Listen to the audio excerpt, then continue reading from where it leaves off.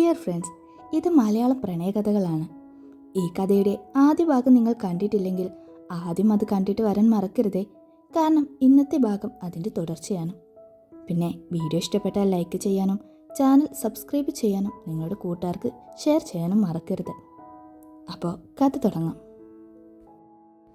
എന്ത് പുകില്, ഒരു നേരം ഹോട്ടലിൽ നിന്ന് കഴിച്ചാലെന്താ? ഇവിടെ ഇന്ന് ഒന്നും വെച്ചുണ്ടാക്കിയിട്ടില്ല. ഹോട്ടലിൽ പോയി കഴിച്ചിട്ട് വാ ശേഖരേട്ടാന്ന് മുഖത്ത് നോക്കി മടിക്കാതെ പറയണം അമ്മേ. പെണ്ണുങ്ങളായാൽ ഭർത്താക്കന്മാരെ വരച്ച വരയിൽ നിർത്തണം. അമ്മ ഇങ്ങനെ കുടുംബിനിയായി നിന്നിട്ടാ സുഹൃത്തുക്കളുടെ മക്കളൊക്കെ ഇങ്ങോട്ട് താമസമാക്കുന്നത്. ശ്രദ്ധിച്ചില്ലേ? താമസക്കാരുടെ എണ്ണം കൂടും. പറഞ്ഞില്ലെന്ന് വേണ്ട, പിന്നെ നെഞ്ചത്തടിച്ച് കരഞ്ഞിട്ടൊന്നും ഒരു കാര്യവും ഉണ്ടാവില്ല. അമ്മയെ നോക്കി കാര്യമായി പറയുന്നവൻ അവസാന വാക്കുകൾ പറയുമ്പോൾ യാമിയെ ഇടങ്ങണ്ണിട്ട് നോക്കുന്നുണ്ടായിരുന്നു. എന്തൊക്കെയാടാ ഈ പറയുന്നേ? നിന്റെ തലയ്ക്കുള്ള വെളിവും പോയോ? ഇങ്ങോട്ട് വന്നേ നീ. സുഭദ്രാമ്മ വന്ന് ശിവയെ അകത്തേക്ക് വലിച്ചു. അമ്മയ്ക്കൊപ്പം കുഞ്ഞോളും കൂടി ഇല്ലെങ്കിൽ ഇന്ന് രാത്രി അച്ഛനും മോനും വഴക്കുണ്ടാക്കുമെന്ന് അവർക്കറിയാം. നിൽക്കമ്മേ, ഒറ്റ ചോദ്യം അതോടെ ചോദിച്ചിട്ട് ഞാൻ വരാം. അമ്മയുടെയും കുഞ്ഞോടെയും കൈ തന്നിൽ നിന്ന് വീടിച്ചു കൊണ്ട് ശിവ യാമിയുടെ അടുത്തേക്ക് ചെന്ന് നിന്നു. യാമി ചെറിയ നെഞ്ചിടിപ്പോടെ അവനെ നോക്കി. എല്ലാവരുടെയും മുന്നിൽ വെച്ച് ശിവ ഇനി എന്താണ് ചോദിക്കാൻ പോകുന്നത് എന്നൊരു ഭയം അവളുടെ നെഞ്ചിലെ പിടിപ്പ് കൂട്ടി. കഴുത്തിൻ്റെ ഇടതുഭാഗത്തായി ഒരു പച്ച മറുകുണ്ടോ നിന്റെ അച്ഛന്? ശിവ അങ്ങേയറ്റം ഗാരഭാവത്തിൽ യാമിയെ നോക്കി ചോദിച്ചതും സുഭദ്രയുടെ കൈ അവൻ്റെ നടുപ്പുറം നോക്കി ആഞ്ഞു പതിഞ്ഞു.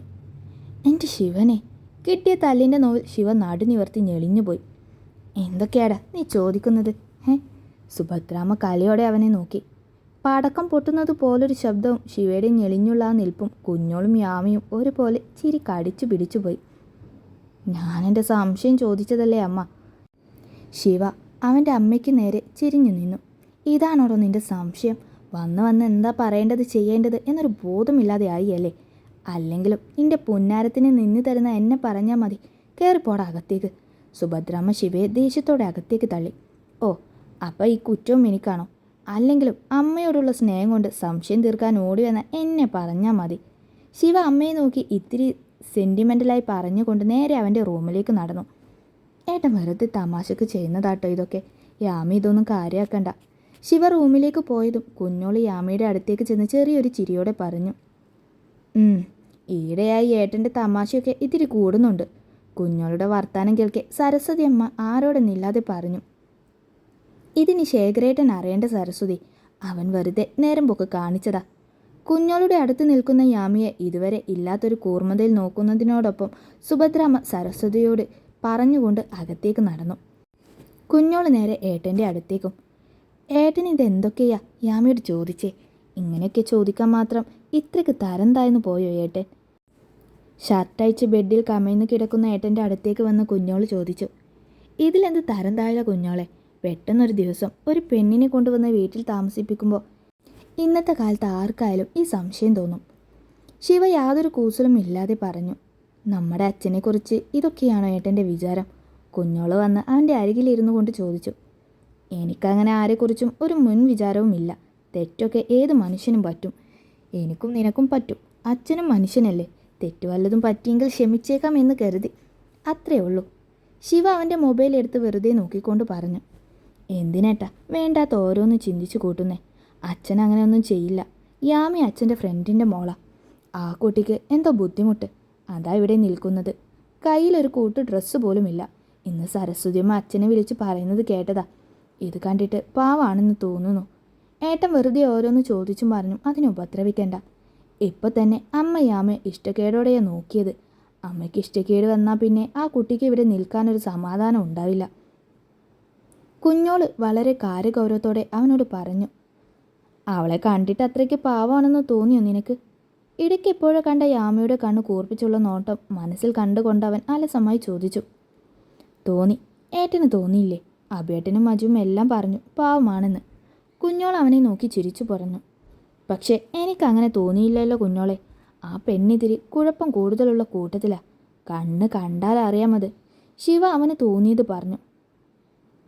അത് ഏട്ടൻ ആ കുട്ടിയെ ചോദ്യം ചെയ്യാൻ പോയിട്ടല്ലേ? അല്ലെങ്കിലും അങ്ങനെയൊക്കെ ചോദിച്ച ആർക്കായാലും ദേഷ്യം വരും. കുഞ്ഞോൾ യാമയുടെ ഭാഗം ചേർന്ന് പറഞ്ഞതും ശിവ അവളെ നോക്കി മെല്ലെ ചിരിച്ചു. പെട്ടെന്നാണ് അവൻ്റെ ഫോൺ റിങ് ചെയ്തത്. നോക്കുമ്പോൾ വിളിക്കുന്നത് സച്ചുവാണ്. കണ്ടോ, ചത്തോന്നറിയാൻ വിളിക്കാത്തേണ്ടി. വേണ്ടാത്ത ഓരോ സംശയം പറഞ്ഞ് എന്നെ ഇളക്കി വിട്ടിട്ട് ശിവ ഫോൺ നോക്കി പിറുപിറുത്തു. ആര്? കുഞ്ഞോൾ അവനെ സംശയത്തോടെ നോക്കി. വേറെ ആര്? നിന്റെ പിന്നാലെ ദിവസം കത്തുമായി ഒരുത്തൻ നടക്കുന്നില്ലേ, അവൻ തന്നെ.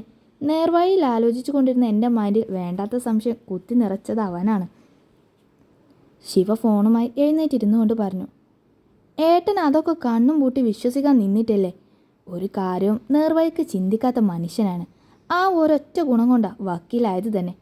അതുവരെ ഇല്ലാത്തൊരു ചൊടിയോടെ കുഞ്ഞോൾ ഏട്ടനെ നോക്കി പറഞ്ഞു. നിനക്ക് അവനെക്കുറിച്ച് ഇപ്പോഴും നല്ല മതിപ്പല്ലേ? ശിവ ഒരു കളിയാക്കി ചിരിയോടെ ചോദിച്ചു. ചിരിക്കണ്ട, എനിക്കാകെ അറിയുന്ന ഒരാളത് തന്നെയാ. വെറുതെ ഓരോ ഭ്രാന്ത് കാണിച്ച് രണ്ടാളും ഇങ്ങനെ നടന്നോ? ഇപ്പം തന്നെ ഏട്ടനെ ഇങ്ങനെയാക്കുന്നത് സച്ചു ഏട്ടനാന്ന അച്ഛൻ്റെ വാദം. അതിൻ്റെ കൂടെ ഇങ്ങനെ ഓരോന്ന് കൂടി ആയാൽ എല്ലാം കണക്കാവും. നിമിഷം നേരം കൊണ്ട് നിറഞ്ഞ കണ്ണുകൾ അമർത്തി തുടച്ചുകൊണ്ട് അവൾ പറഞ്ഞു നിർത്തി. ഈ കാരണം പറഞ്ഞ് നിനക്ക് അവനെ ഇനിയും കിട്ടാതെ പോകുമോ എന്ന് പേടിയുണ്ടോടി? ശിവ അവളെ നോക്കി സ്നേഹം നിറഞ്ഞൊരു ചിരിയോടെ ചോദിച്ചു. എനിക്കിനി ആരെയും വേണ്ട. എന്നെ കാത്ത് ആരും ജീവിതം പാഴാക്കുകയും വേണ്ട. നിങ്ങൾക്കൊക്കെ ശല്യമാവത്തിടത്തോളം കാലം ഇവിടെ ഇങ്ങനെ നിങ്ങളുടെ കൂടെ ഉണ്ടാവും. ശല്യമാകുമ്പോൾ ഒരു പരാതിയും പറയാതെ ഒഴിഞ്ഞു തരും. അത്രേ ഇപ്പോൾ എൻ്റെ മനസ്സിലുള്ളൂ. ഏട്ടനോടും കൂട്ടുകാരനോടും കൂടെ ഞാൻ പറയുന്നത്.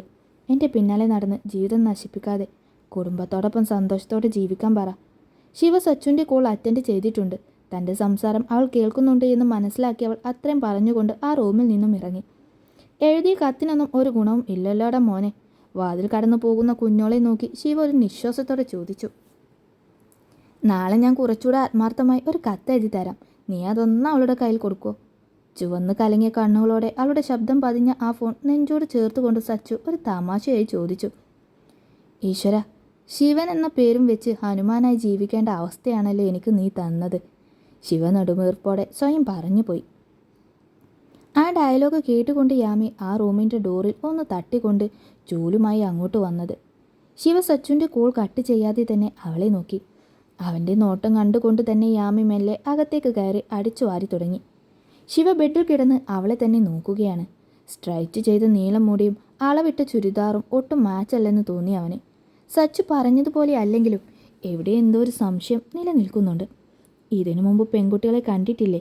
കുനിഞ്ഞടിച്ചു വാരുകയായിരുന്ന യാമി അല്പം ഇറക്കമുള്ള തൻ്റെ ചുരിദാറിൻ്റെ കഴുത്തിൽ മേലെ മാറുമറയും വിധം കൈവച്ചുകൊണ്ട് ശിവയെ നോക്കി ഇഷ്ടക്കേടോടെ ചോദിച്ചു. യാമി ആരാണെന്ന ആലോചനയിൽ നിന്ന ശിവ അവളുടെ ചോദ്യം കേട്ടാണ് അവളെ ശ്രദ്ധിച്ചത്. നോക്കുമ്പോൾ തന്നെ ഇഷ്ടക്കേടോടെ നോക്കി എന്തോ പിറുപിറുക്കുന്നുണ്ടവൾ. അയ്യ, നോക്കാൻ പറ്റിയൊരു പെൺകുട്ടി വന്നിരിക്കുന്നു, പോടി. ശിവ ഈ ലോകത്തുള്ള സകല പുച്ഛവും യാമിക്ക് നേരെ ചുരിഞ്ഞു. താൻ പോടോ. യാമി അതേ പുച്ഛത്തോടെ തിരിച്ചു പറഞ്ഞതും ശിവയുടെ കണ്ണ് മെഴിഞ്ഞുപോയി. അതൊരു പാവം കുട്ടിയായിട്ടാ കുറച്ചു മുമ്പ് കുഞ്ഞോള് പറഞ്ഞിട്ട് പോയത് അവൻ്റെ മനസ്സിലേക്ക് ഓടി വന്നു. ഡി, വാതിൽ കടന്നു പോകുന്നവളെ ശിവ സ്വല്പം ഉച്ചത്തിൽ വിളിച്ചു. പോടാ. യാമി അവനെ നോക്കി തെല്ല് കൂസലില്ലാതെ ശബ്ദമില്ലാതെ ചുണ്ടനക്കി വേഗം താഴേക്കോടി. ശിവ ബെഡിൽ നിന്ന് എഴുന്നേറ്റ് വരുമ്പോഴേക്കും ചൂലുമായി അടുക്കളയിലേക്കുള്ള സരസ്വതി അമ്മയുടെ അടുത്തേക്കോടി. എന്തേ, അവൻ എന്തെങ്കിലും വേണ്ടാതീനം പറഞ്ഞോ? ഓടി അരികിലേക്ക് വന്ന യാമിയെ നോക്കി സരസ്വതി അമ്മ സംശയത്തോടെ ചോദിച്ചു. യാമി ചെറിയ കിതപ്പോടെ ഇല്ലെന്ന് തലയനക്കി. പിന്നെ എന്തു പറ്റി? ഞാൻ പറഞ്ഞില്ലേ, ഒന്നും നോക്കണ്ട. ഈ വീട്ടിൽ ആരുടെ മുന്നിൽ താണു കൊടുത്താലും ആ കുരുത്തം കെട്ടവൻ്റെ മുന്നിൽ താണു കൊടുക്കരുത്. എങ്ങാനും അങ്ങനെ ചെയ്താൽ നമ്മുടെ തലയിൽ കയറി നിന്ന് തിരുവാതിര കളിക്കും. അതാ സാധനം. അല്പം ശബ്ദം കുറച്ച് സരസ്വതിയമ്മ യാമിയെ ഉപദേശിച്ചു. എന്നെ പോടിയെന്ന് വിളിച്ചു. മുകളിലെ നിലയിലെ ശിവയുടെ റൂമിൻ്റെ ഭാഗത്തേക്ക് നോക്കിക്കൊണ്ട് യാമി സരസ്വതിയമ്മയോട് പറഞ്ഞു. എന്തിന്? സരസ്വതിയമ്മ ചോദ്യത്തോടെ അവളെ നോക്കി. വെറുതെ. യാമി ശിവ വരുന്നുണ്ടോയെന്ന് നോക്കി മുഖത്തെ വിയർപ്പൊപ്പി. എന്നിട്ട് ഞാൻ തിരിച്ചു പോടാന്ന് വിളിച്ചോടിയതാ. പ്രശ്നമാവോ? യാമി ചെറിയ പേടിയോടെ സരസ്വതിയമ്മയെ നോക്കി ചോദിച്ചു. ഏയ്, പിന്നാലെ വന്നില്ലല്ലോ, അപ്പം പ്രശ്നമല്ല.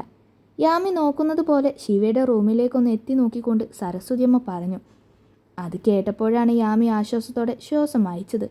ഒന്നും മിണ്ടാതെ നിന്നു കൊടുത്ത വേണ്ടാത്ത ചോദ്യങ്ങളും സംശയങ്ങളുമായി ശിവ ഇനിയും വരും. അതുകൊണ്ട് ഇങ്ങോട്ട് എന്തെങ്കിലും പറഞ്ഞ് തിരിച്ച് അങ്ങോട്ടും നല്ലോണം പറയണം എന്ന സരസ്വതിയമ്മയുടെ ഉപദേശമാണ് ശിവയെ പോടാന്ന് വിളിക്കാൻ യാമിക്ക് ധൈര്യം കൊടുത്തത്. അത്ര പെട്ടെന്നൊന്നും ദേഷ്യപ്പെടുന്നവനൊന്നും അല്ല രുദ്രൻ കുഞ്ഞ്. പക്ഷെ ദേഷ്യം വന്ന അത് ശേഖരൻ മുതലാളിയെ കടത്തിവെട്ടും. അക്കാര്യത്തിൽ രുദ്രൻ കുഞ്ഞ് അച്ഛൻ മോൻ തന്നെയാണ്. കഴിഞ്ഞ ഉത്സവത്തിന് അമ്പലപ്പറമ്പിൽ വെച്ചൊരു തല്ല് നടന്നു. എൻ്റെ ദേവി, തല്ലി കിട്ടിയവൻ ഇന്നും ഒഴിച്ചിലുമായി നടക്കുന്നുണ്ടാവും. അമ്മാതിരി അടിയല്ലേ രുദ്രൻ കുഞ്ഞ് കൊടുത്തേ. കണ്ടു നിന്ന എൻ്റെ കൈയും കാലും വിറച്ചുപോയി. പക്ഷേ വീട്ടിൽ ആ ദേഷ്യമൊന്നും കാണിക്കില്ലാട്ടോ. അന്ന് എന്നെ അത്രയും തല്ലുണ്ടാക്കി വീട്ടിലേക്ക് വന്നത് ഒരു പാലേസും കഴിച്ചോണ്ടാ. മുതലാളിയുടെ കയ്യിൽ നിന്ന് കണക്കിന് കേട്ടു. അന്ന് മാത്രമല്ല, അച്ഛനും മോനും നേർക്കുനേർ കണ്ട എന്നും കേൾക്കും. പക്ഷെ ഇന്നലെ കണ്ടില്ലേ, പാലം കുലുങ്ങിയാലും കേളം കുലുങ്ങില്ലെന്ന ആ നിൽപ്പ്. എത്ര കേട്ടാലും ആ നൃത്തം നിൽക്കും. തിളച്ചു വന്ന കറിയിലേക്ക് തേങ്ങയുടെ അരപ്പ് ചേർത്തുകൊണ്ട് സരസ്വതിയമ്മ യാമിയോട് പറഞ്ഞു. യാമി എല്ലാം കേട്ട് ഒപ്പം തന്നെ നിന്നു. ശിവ എങ്ങാനും പിന്നാലെ വന്നാലോ എന്നൊരു പേടി ഇപ്പോഴും അവൾക്കുണ്ട്. അതുകൊണ്ട് അങ്ങനെ കനത്തിൽ കൊളുത്താൻ നിൽക്കണ്ട. പിന്നെ എന്ത് തെമ്മാടിത്തരത്തിനും വാലുപോലെ മറ്റൊരുത്തനും കൂടാനുണ്ട്. നമ്മുടെ വീടിൻ്റെ ദേ ഈ ഇറക്കമില്ലേ, അതിറങ്ങിയ നേരെ ചെല്ലുന്നത് അവൻ്റെ വീട്ടിലേക്കാ. നമ്മുടെ സുലോചനയുടെ മോൻ സച്ചിദാനന്ദൻ. വക്കീൽ പഠിപ്പൊക്കെ പഠിച്ചിരിക്കുകയാണെന്ന് പറഞ്ഞിട്ട് കാര്യമില്ല. ആഴ്ചയ്ക്കും ചങ്കിരാന്തിക്കും മാത്രം കോടതിയിൽ പോയിരുന്നവൻ ഇവിടുത്തെ കൂട്ടുകാരൻ വന്നേ പിന്നെ അതുമില്ല. അപ്പോൾ ശിവയ്ക്കും ജോലിയൊന്നും ഇല്ലേ? യാമി സംശയത്തോടെ ചോദിച്ചു. ആർക്ക്? രുദ്രമുഞ്ഞിനോ? എന്ത് ജോലി? അമേരിക്കയിലൊക്കെ പോയി എന്തൊക്കെയാണ് പഠിച്ചെന്നാ ഇവിടെ എല്ലാവരും പറയുന്നത്. പക്ഷെ എന്താ പഠിച്ചതെന്നൊക്കെ ദൈവത്തിനെ അറിയൂ. അടുക്കള മുറ്റത്തേക്ക് ഇറങ്ങിക്കൊണ്ട് സരസ്വതിയമ്മ അവളോട് പറഞ്ഞു. യാമി. പെട്ടെന്നാണ് യാമിയെ വിളിച്ചുകൊണ്ട് കുഞ്ഞോൾ അടുക്കളയിലേക്ക് വന്നത്. സരസ്വതിയമ്മയുടെ വർത്താനം കേട്ട് നിന്ന യാമി പെട്ടെന്ന് തിരിഞ്ഞു നോക്കി. തന്നെ അഭിയേട്ടൻ വിളിക്കുന്നുണ്ട്. കുഞ്ഞോൾ ഒരു ചിരിയോടെ യാമിയോട് പറഞ്ഞു. എന്നെയോ? യാമി തന്നെ തന്നെയാണോ വിളിക്കുന്നതെന്നൊരു സംശയത്തോടെ ചോദിച്ചു. അതെ, ഡ്രസ്സ് വേണമെന്ന് പറഞ്ഞിരുന്നില്ലേ, അഭിയേട്ടൻ കൊണ്ടുവന്നിട്ടുണ്ട്, അത് തരാനാ. കുഞ്ഞോൾ ചെറിയ ചിരിയോടെ തന്നെ പറഞ്ഞു. അത് കേട്ടതും യാമി പൊക്കോട്ടെ എന്നൊരു ചോദ്യത്തോടെ സരസ്വതി അമ്മയെ നോക്കി. പോയി വാങ്ങിയിട്ട് വാ മോളെ, ഇന്നലെ മുതൽ ഈ വേഷത്തിൽ നിൽക്കുന്നതല്ലേ, വേഗം ചെല്ല്. സരസ്വതി അമ്മ ചിരിയോടെ അനുവാദം കൊടുത്തതും യാമി കുഞ്ഞോൾക്കൊപ്പം അകത്തേക്ക് നടന്നു. ഇവിടെ ഉണ്ടായിരുന്നല്ലോ, റൂമിലേക്ക് പോയി കാണും, വാ. ഹാളിലേക്ക് വന്ന കുഞ്ഞോൾ അബിയെ അവിടെ കാണാഞ്ഞതും യാമിയെ കൂട്ടി അവൻ്റെ റൂമിലേക്ക് ചെന്നു. മുകളിലത്തെ നിലയിൽ ശിവയുടെ റൂമിൻ്റെ തൊട്ടടുത്താണ് അബിയുടെ റൂം. ആ റൂമിന് വാതിൽക്കൽ നിൽക്കുമ്പോൾ കേൾക്കാം തൊട്ടടുത്ത റൂമിൽ നിന്നും ശിവ ആരോടോ ഫോണിൽ സംസാരിക്കുന്നത്. അബേട്ടാ, കുഞ്ഞോൾ വിളിക്കുന്നതിനൊപ്പം മെല്ലെ വാതിൽ തുറന്ന് അകത്തേക്ക് കയറി. ധരിച്ച ഷർട്ട് മാറ്റി മറ്റൊരു ടീഷർട്ട് ഇടുകയായിരുന്നു അബി. അത് കണ്ട് തന്നെ യാമി റൂമിലേക്ക് കയറാതെ വാതിലിനപ്പുറം തന്നെ നിന്നു. വാ, വന്നോ. യാമി, വാടോ, എന്താ അവിടെ തന്നെ നിന്നെ. ദേ, അത്യാവശ്യം വേണ്ടതൊക്കെ താൻ പറഞ്ഞ അളവിൽ വാങ്ങിയിട്ടുണ്ട്, ഇഷ്ടമായോ നോക്ക്. ടീഷർട്ട് ഇട്ട് അവർക്ക് നേരെ തിരിഞ്ഞ അബി യാമി അകത്തേക്ക് വിളിച്ചുകൊണ്ട് ബെഡിലെ ഷോപ്പിംഗ് ബാഗ്സ് കാണിച്ചുകൊണ്ട് ചിരിയോടെ പറഞ്ഞു. വാ നോക്ക്. വല്ലായ്മയോടെ നിറഞ്ഞ ചിരിയോടെ ഇനിയും അകത്തേക്ക് കയറാതെ നിൽക്കുന്നവളെ കാണി കുഞ്ഞോളും യാമി അകത്തേക്ക് വിളിച്ചു. യാമി പറഞ്ഞതുകൊണ്ട് മുഴുവൻ ചുരിദാറാണ് കേട്ടോ വാങ്ങിയത്. പിന്നെ എൻ്റെ ഇഷ്ടത്തിന് 2 ജീൻസും ടോപ്പും എക്സ്ട്രാ ഉണ്ട്. ഇത്തിരി ലൂസ് കാണും.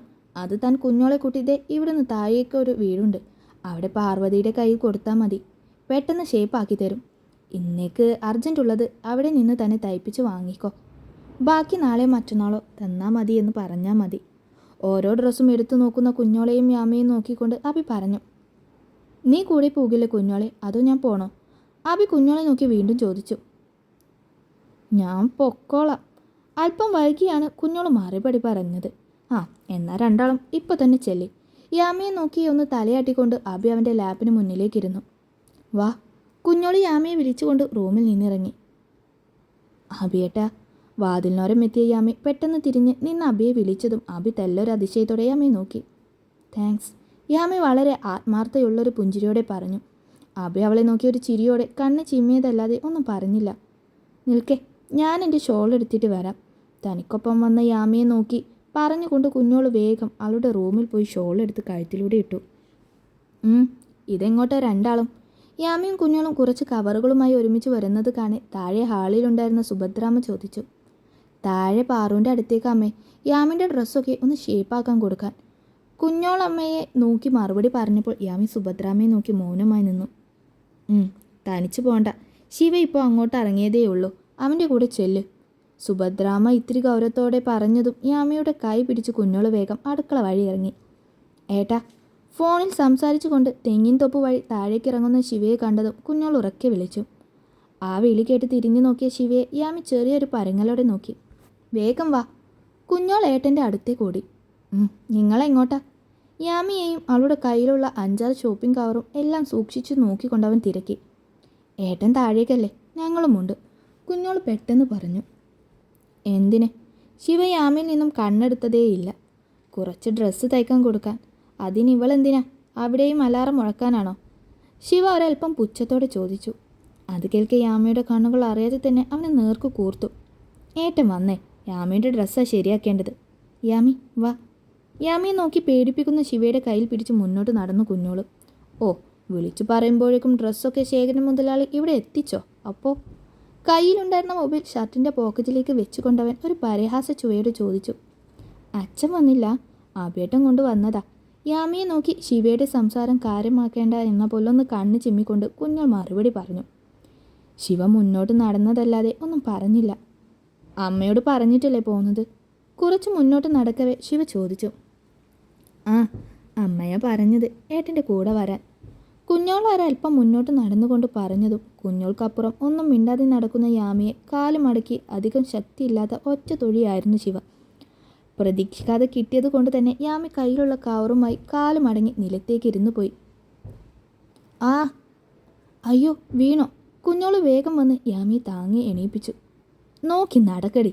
ശിവ തിരിഞ്ഞു പോലും നടക്കാതെ ഒരൊഴുക്കം മട്ടിൽ പറഞ്ഞതും യാമി ദേഷ്യത്തോടെ അവനെ നോക്കി. കൊടുക്കേണ്ടത് കൊടുത്ത സംതൃപ്തിയിൽ പെങ്ങളെ കെട്ടിയ സ്ത്രീധന തുക തരുമോ അളിയ എന്നുപോൽ പാട്ടും മൂളി അതുവരെ ഇല്ലാത്തൊരു ഉത്സാഹത്തിൽ ശിവ മുന്നോട്ട് നടന്നു. വേദനിച്ചോ? കുഞ്ഞോൾ സ്നേഹത്തോടെ ചോദിച്ചു. ഇല്ല. മുന്നിൽ നടന്നു പോകുന്നവനിൽ നിന്നും കണ്ണെടുത്ത് കുഞ്ഞോളെ നോക്കി യാമി ചെറുങ്ങനെ ഒന്ന് ചിരിച്ചു. ദേ, അതാ വീട്. കുറച്ചുകൂടെ മുന്നോട്ട് നടന്നതും ചെറിയൊരു ഓടിട്ട വീട്ടിലേക്ക് ചൂണ്ടിക്കാണിച്ചുകൊണ്ട് കുഞ്ഞോൾ പറഞ്ഞു. അവർക്കു മുന്നിൽ നടന്നവൻ സ്വന്തം വീടെന്നപ്പോൾ അവിടെ കോലായി തിണ്ണയിൽ ചാടിയിരുന്നു കഴിഞ്ഞിട്ടുണ്ട്. ഏട്ടൻ്റെ ഫ്രണ്ടിൻ്റെ വീടാ. ശിവയെ നോക്കുന്ന യാമിയെ കാണെ കുഞ്ഞോൾ അവനോട് പറഞ്ഞു. ആ, ആരാത്?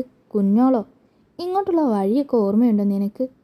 അലക്കിയ തുണി അയലിൽ വിരിക്കുകയായിരുന്ന സച്ചുവിൻ്റെ അമ്മ കുഞ്ഞോളെ കാണെ ഒരു ചിരിയോടെ അവരുടെ അടുത്തേക്ക് വന്നു. നന്നേ വാടിയൊരു പുഞ്ചിരിയോടെ അമ്മയെ നോക്കിയതല്ലാതെ കുഞ്ഞോളൊന്നും മിണ്ടിയില്ല. ഇതാരാ? ഇതുവരെ കണ്ടിട്ടില്ലല്ലോ. കുഞ്ഞോളുടെ കൂടെ തന്നെ ചെറിയൊരു ചിരിയോടെ നിൽക്കുന്ന യാമിയെ നോക്കി അമ്മ വീണ്ടും ചോദിച്ചു. അച്ഛൻ്റെ കൂട്ടുകാരൻ്റെ മോളാ യാമി. കുറച്ചു ദിവസം ഇവിടെ ഉണ്ടാകും. പാറു എൻ്റെ അമ്മേ? കുഞ്ഞോള് തന്നെ പതുങ്ങിയ സ്വരത്തിൽ ചോദിച്ചു. അത്രമേൽ കാണാൻ കൊതിക്കുന്ന, എന്നാൽ ഇനിയും തൻ്റെ കണ്ണിൽ കാണിക്കല്ലേ എന്നും ആഗ്രഹിക്കുന്ന തനിക്ക് പ്രിയപ്പെട്ടവൻ ആ വീടിനുള്ളിൽ എവിടെയോ ഉണ്ടെന്നവൾക്കറിയാം. പാറു അടുക്കളയിൽ കാണും. നിങ്ങൾ അങ്ങോട്ട് ചെല്ലേ. എനിക്ക് കുറച്ചുകൂടെ അലക്കാനുണ്ട്. അത് കഴിഞ്ഞിട്ട് വരാം. സുലോചന അമ്മ കുഞ്ഞോളെ ഒന്ന് തലോടി യാമിയെ നോക്കി ചിരിച്ചു കൊണ്ട് പറഞ്ഞു. ശിവ അവിടെ ആ ഉമ്മറപ്പടിയിൽ ഫോൺ നോക്കി മലർന്നു കിടക്കുന്നുണ്ട്. യാമിയുടെ കൈ പിടിച്ചൊരു ചിരിയോടെ കുഞ്ഞോള വീട്ടിലേക്ക് കയറി. കോലായി കടന്ന് അകത്തേക്ക് കയറാൻ നിന്നതും സച്ചു അകത്ത് നിന്ന് കോലായിലേക്ക് വന്നതും ഒരുമിച്ചായിരുന്നു. തമ്മിൽ കൂട്ടിയെടുക്കും മുന്നേ കുഞ്ഞോള അരക്കിലേക്ക് നിന്നവന് വഴി മാറിക്കൊടുത്തു. ഹായ്. ഒന്ന് കൂട്ടിമുട്ടാൻ തയ്യാറായി വന്നവൻ ആ അവസരം മിസ്സായതും ഒട്ടും നിരാശയില്ലാതെ യാമിയെ നോക്കി ഒരു ഹായ് പറഞ്ഞു. അതും അവർക്ക് പോകാനുള്ള വഴി ഒഴിഞ്ഞു കൊടുക്കാതെ തന്നെ. തന്നെ കണ്ടിട്ട് പോലും ഇല്ലാത്തൊരാൾ തന്നെ നോക്കി പെട്ടെന്ന് ഹായ് പറഞ്ഞതും യാമി ഒന്ന് പരിങ്ങി. യാമിയല്ലേ? സച്ചു കുഞ്ഞോളുടെ തൊട്ടു മുന്നിലായി നെഞ്ചിൽ കൈ പിണച്ചു നിന്ന് യാമിയോട് ചോദിച്ചു. അതെ. യാമി ചിരിക്കണോ വേണ്ടേ എന്നൊരു സംശയത്തോടെ പറഞ്ഞു. ആ, ഞാൻ സച്ചു, ശിവയുടെ ഫ്രണ്ടാണ്. ശിവ പറഞ്ഞിരുന്നു വീട്ടിൽ പുതിയൊരാൾ വന്നിട്ടുണ്ടെന്ന്. പക്ഷെ പറഞ്ഞപ്പോൾ ഞാൻ ഇത്രയ്ക്ക് പ്രതീക്ഷിച്ചിട്ടില്ല കേട്ടോ. You are looking so beautiful. ഏറെ പരിചയഭാവത്തിൽ സംസാരിക്കുന്ന സച്ചുവിനെ കാണാൻ യാമി ശരിക്കും ഒന്ന് കിളിപോയ മട്ടായി. എന്നിട്ട് പറ, യാമി ഊണൊക്കെ കഴിച്ചോ? സച്ചു ചിരിയോടെ ചോദിച്ചതും തനിക്ക് അവനെ നേരത്തെ പരിചയമുണ്ടായിരുന്നോ എന്ന് തോന്നിപ്പോയി യാമിക്ക്. അത്രയ്ക്ക് സ്വാഭാവികമായാണ് അവൻ സംസാരിക്കുന്നത്. ഏട്ടാ. സച്ചു വിശേഷം ചോദിച്ചു തീരില്ലെന്ന് കണ്ടതും കുഞ്ഞോള് തിരിഞ്ഞു നോക്കാതെ തൻ്റെ ഏട്ടനെന്ന് വിളിച്ചു. ഡാ മതിയേടാ. ആ വിളി കേൾക്കേണ്ട താമസം ശിവ അലസമായി വിളിച്ചു പറഞ്ഞു. ഓ സോറി, ഞാൻ ഓർത്തില്ല. രണ്ടാളും കയറ്. വിരോധമില്ലെങ്കിൽ വലത് കാൽ വെച്ച് കയറ്.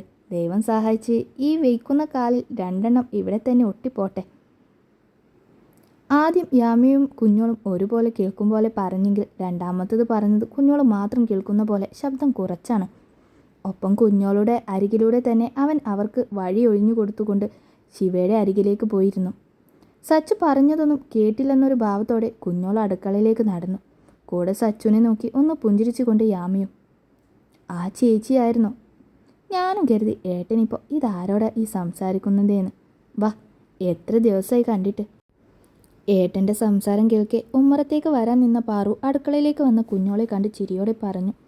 നീ തിരക്കിലാണോ? മനോഹരമായൊരു ചിരിയോടെ കുഞ്ഞോൾ അവളോട് ചോദിച്ചു. തിരക്കൊന്നുമില്ല, എൻ്റെ ജോലിയൊക്കെ കഴിഞ്ഞതാ. അപ്പോഴാ ഏട്ടൻ ഇത്തിരി ചീരയും കൊണ്ട് വന്നത്. ചേച്ചിക്കറിയാലോ, കൊണ്ടുവന്നത് അപ്പോൾ വെച്ചുണ്ടാക്കിയില്ലേ പിന്നെ ഏട്ടൻ വാ അടയ്ക്കില്ല. അതാ അതുണ്ടാക്കിയേക്കാന്ന് കരുതിയത്. എന്താ ചേച്ചി? അല്ല, ചോദിക്കാൻ വിട്ടുപോയി, ഇതാരാ? അരിഞ്ഞു വെച്ച ചീരപാത്രവും അടുക്കളത്തിണ്ണയിലേക്ക് വെച്ചുകൊണ്ട് പാറു അവരുടെ അടുത്തേക്ക് വന്നു. അച്ഛൻ്റെ ഫ്രണ്ടിൻ്റെ മോളാ. കുറച്ച് ദിവസം വീട്ടിലുണ്ടാവും. വരുമ്പോൾ ഡ്രസ്സൊന്നും എടുത്തിരുന്നില്ല. ഇതിപ്പോൾ വാങ്ങിയതാ. നീ ഇതിൽ 2 യാമയുടെ അളവിനൊന്ന് ഷേപ്പാക്കി തരുമോ? ബാക്കി പിന്നെ നിൻ്റെ സാവകാശം പോലെ മതി. ഏറെ സ്നേഹം തുളുമ്പുന്നൊരു സംസാരമാണ് കുഞ്ഞോൾക്ക്. പിന്നെന്താ, അതൊക്കെ ഇത്ര ചോദിക്കാനുണ്ടോ അല്ലേ പാറു? തൊട്ട് പിന്നിൽ നിന്നും സച്ചുൻ്റെ മറുപടി വന്നതും യാമി പൊടുന്നനെ അവനെ തിരിഞ്ഞു നോക്കി. ഒരു ഗ്രേപ്പ് കളർ ഫുൾ സ്ലീവ് ഷർട്ടും വെള്ള മുണ്ടുമാണ് അവൻ്റെ വേഷം. ശിവയ്ക്കുള്ളതുപോലെ തന്നെ നല്ല കട്ടക്കറുപിൽ കട്ടിയുള്ള താടിയും മുടിയുമാണ് സച്ചുനും. ഉയരം അത് ശിവയാണ്. അതുപോലെ കാഴ്ചയിൽ അല്പം ആരോഗ്യം കൂടുതൽ തോന്നിക്കുന്നതും ശിവയ്ക്കാണെന്ന് തോന്നി യാമിക്ക്. ഈ ചീരയൊന്ന് അടുപ്പത്ത് വെച്ചിട്ട് മതിയോ ചേച്ചി? പാറു കുഞ്ഞൊരു ചിരിയോടെ കുഞ്ഞോളെ നോക്കി. ആ, ഒരാളൊരു അത്യാവശ്യം പറയുമ്പോഴാണോ പാറു നിൻ്റെ ഈ ചീര? അതൊക്കെ പിന്നെ നീ ചെന്ന് എന്താ വേണ്ടതെന്ന് വെച്ചാൽ അതൊക്കെ തയ്ച്ചു കൊടുക്ക്.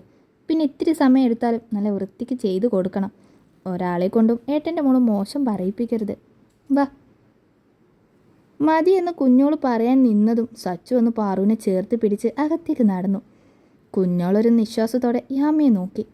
ഒന്നും അറിയാത്ത യാമി ഒരു ചിരിയോടെ അവളെയും നോക്കി. സച്ചു പാറുവിനെ കൂട്ടി അകത്തേക്ക് പോയതിന് പിന്നാലെ കുഞ്ഞോളി യാമിയും കൂട്ടി അവർക്ക് പിന്നാലെ ചെന്നു. ഈ ഏട്ടനിതെന്താ, ചോറ് കഴിക്കാനിരിക്കുമ്പോൾ അതായില്ല ഇതായില്ല എന്നും പറഞ്ഞ് എൻ്റെ നേർക്കങ്ങനെ ചാടിക്കടിക്കാൻ വന്ന അപ്പോൾ കാണിച്ചു തരാം. പിന്നിലായി വരുന്ന കുഞ്ഞോളും യാമയും കേൾക്കാതെ പാറു ഏട്ടൻ മാത്രം കേൾക്കാൻ വിധം പെറുപെറുത്തുകൊണ്ട് അവൻ്റെ വയറിൽ നല്ല നുള്ളു വെച്ച് കൊടുത്തു. ഡാഡാ, നീ ഇങ്ങ് വാ, അതവർ നോക്കിക്കോളും. ഇവിടെ വന്നിരിക്ക്. അവരുടെ പിന്നിൽ നിന്നും മാറാതെ നടക്കുന്ന സച്ചുവിനെ കാണാൻ ശിവ കിടക്കുന്നിടത്ത് നിന്ന് എഴുന്നേറ്റിരുന്നു കൊണ്ട് പറഞ്ഞതും സച്ചു അവനെ നോക്കി ഒന്ന് കണ്ണുരുട്ടിക്കൊണ്ട് മെല്ലെ അവൻ്റെ അടുത്തേക്ക് വന്നിരുന്നു. ഇങ്ങനെ പിന്നാലെ നടന്ന് സമാധാനം കെടുത്തിയ അവൾ പിന്നെ ഈ വഴിക്ക് വരില്ല. ഇപ്പം തന്നെ പറഞ്ഞേക്കാം. ശിവശബ്ദം കുറച്ചൊരു മുൻകരുതൽ പോലെ സച്ചുവിനോട് പറഞ്ഞു. എടാ, എങ്ങനെയും ഒന്ന് തിരിച്ച് പിടിക്കടാ, എത്ര കാലമായി ഇത്. സച്ചു നിരാശയോടെ പാറവും കുഞ്ഞോളുമുള്ള റൂമിലേക്ക് നോക്കി പറഞ്ഞു. ആ, അത് തന്നെയാ പറഞ്ഞത്. പയ്യെ തിന്ന പനയും തിന്നാം, ഒരു പൊടിക്കൊന്ന് അടങ്ങ്. അല്ല, അതൊക്കെ പോട്ടെ, നിന്നെ എന്താ ഒരു പ്രത്യേകം വേണം?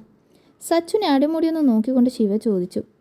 ചീകി ഒതുക്കിയ താടിയും മുടിയും മുഷിയാത്ത ഷർട്ടും പൗഡർ ഇട്ടിട്ടുണ്ടോ അതോ ഫെയർ ആൻഡ് ലവ്ലിയോ മറ്റോ? ശിവ സൂക്ഷിച്ചു നോക്കി. എന്ത് മണം? തുടക്കം ഒന്ന് പകതറിയെങ്കിലും സച്ചു തീർത്തും സ്വാഭാവികമായി അങ്ങുമിങ്ങും നോക്കിക്കൊണ്ട് ചോദിച്ചു. ഒരു നല്ല മണം. ശിവ അവൻ്റെ അടുത്തേക്ക് മുഖം അടുപ്പിച്ചൊന്ന് മണത്തു നോക്കി. അതെൻ്റെ വിയർപ്പിൻ്റെ മണം, സച്ചു ഇത്തിരി അഭിമാനത്തോടെ പറഞ്ഞു. ആ, അതെ അതെ, പക്ഷെ ഇത്തിരി വില കൂടിയ ഏതോ വിയർപ്പാണല്ലേ? ശിവ തലയൊന്നാട്ടിക്കൊണ്ട് ചോദിച്ചു. യെസ്, വില കൂടിയതാ, പക്ഷെ എൻ്റെ കയ്യിൽ നിന്ന് പോയില്ല. ഒരു ക്ലയൻറ്റ് ഗിഫ്റ്റ് തന്നതാ. എങ്ങനെയുണ്ട്, നല്ലതല്ലേ? സച്ചു അവനോട് ചോദിച്ചു. കൊള്ളാം, ഈ മണത്തിൽ ചിലപ്പോൾ അവൾ വീഴും, ശിവ ആലോചനയോടെ പറഞ്ഞു. ശരിക്കും? സച്ചു വിടർന്നു വന്ന കണ്ണുകളോടെ അവനെ നോക്കി. യാമി പഠിക്കുകയാണോ? തയ്യൽ മെഷീന് മുന്നിലിരുന്ന് യാമിയുടെ ഡ്രസ്സ് തയ്ക്കുന്നതിനിടെ പാറു യാമിയെ നോക്കി ചിരിയോടെ ചോദിച്ചു. ഡിഗ്രി കഴിഞ്ഞു. പാറുവോ? കുഞ്ഞോൾക്ക് അടുത്തായി തന്നെ ഇരിക്കുന്ന യാമി അതേ ചിരിയോടെ ചോദിച്ചു. പാറു ഇപ്പോൾ ഡിഗ്രി സെക്കൻഡ് ഇയറാ യാമി. കുഞ്ഞോൾ പറഞ്ഞില്ലേ? അല്ല, യാമിയുടെ നാട് എവിടെയാ? മുണ്ടൊന്നും മടക്കി കുത്തി വിശേഷം പറഞ്ഞിരിക്കാൻ ഒരുങ്ങിക്കൊണ്ട് സച്ചു ഒരു കസേരയെടുത്ത് കുഞ്ഞോൾ ഇരിക്കുന്നിടത്ത് തൊട്ടടുത്തായി വന്നിരുന്നുകൊണ്ട് ചോദിച്ചു. അവന് പിന്നാലെ തന്നെ ശിവയും വന്ന് ആ റൂമിൻ്റെ വാതിലിനോരം വന്നു നിന്നു. ഞാൻ ഡിഗ്രി ചെയ്തത് ബാംഗ്ലൂരാ. നാടും വീടുമൊക്കെ എങ്ങനെ അവരോട് പറയും എന്നൊരു വല്ലായ്മയോടെ ചെറിയൊരു പരുങ്ങലയോടെ യാമി പറഞ്ഞു. അല്ല, അപ്പോൾ നാടും ബാംഗ്ലൂറാണോ? സച്ചു കുഞ്ഞോളെ നോക്കിക്കൊണ്ട് യാമിയോടായി ചോദിച്ചു. യാമിക്കും സച്ചുനും നടുക്കിലായിട്ടാണ് കുഞ്ഞോളുള്ളത്. അല്ല. യാമി ഏറെ വല്ലായ്മയോടെ ഒന്ന് ചിരിച്ചു. ശിവയുടെ നോട്ടം അത് യാമിയുടെ ആ പരുങ്ങലിൽ മാത്രമായിരുന്നു.